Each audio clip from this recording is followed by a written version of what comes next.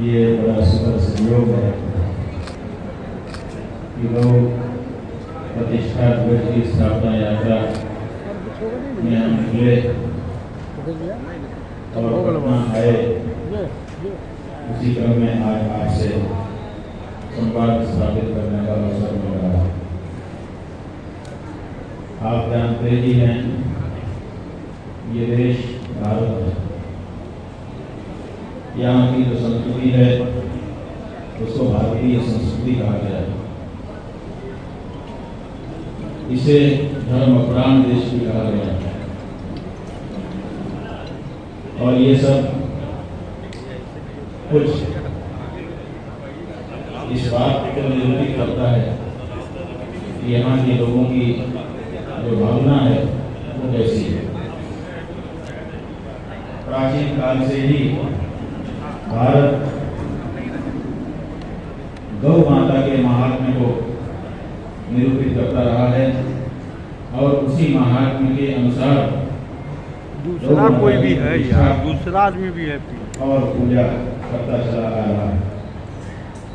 आप जानते हैं कि देश में कई अवसर ऐसे आए जब आक्रांता हमारे ऊपर शासन करने लग गए, हमें गुलाम बनाया गया और उन्हीं कालखंड में हमको चिढ़ाने के लिए, हमारे हृदय को ठेस पहुंचाने के लिए हमारी पूजनीय गौ को अपमानित किया गया, मारा गया।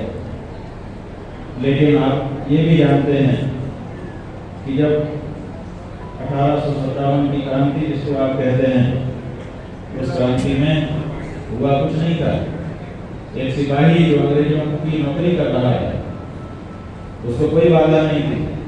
लेकिन जब अंग्रेज अधिकारी ने, कमांडर ने आदेश दिया कि चर्बी जिसमें गाय की मिली हुई है उस कारतूस को, ढक्कन को मुंह से खोलो, खोल करके उसका उपयोग करो, तब उस सिपाही ने विद्रोह कर दिया और कहा कि हम ये नहीं कर सकते, हम हिंदू हैं और गौ मांस किसी भी दशा में अपने मुंह के पास नहीं ले जा सकते।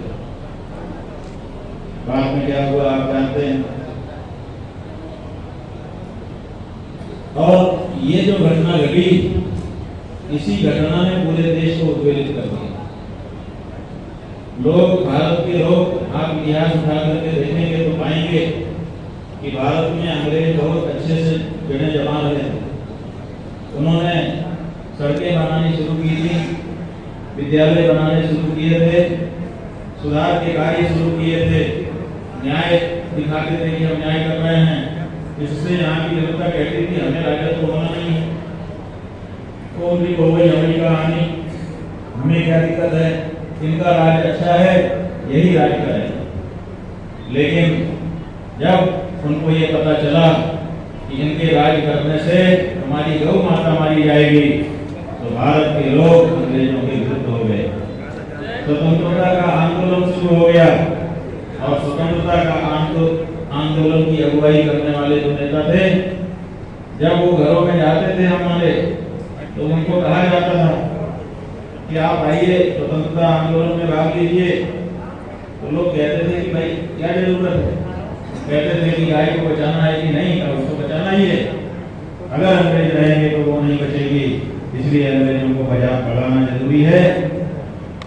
ये कह करके लोगों को स्वतंत्रता आंदोलन से जोड़ा गया।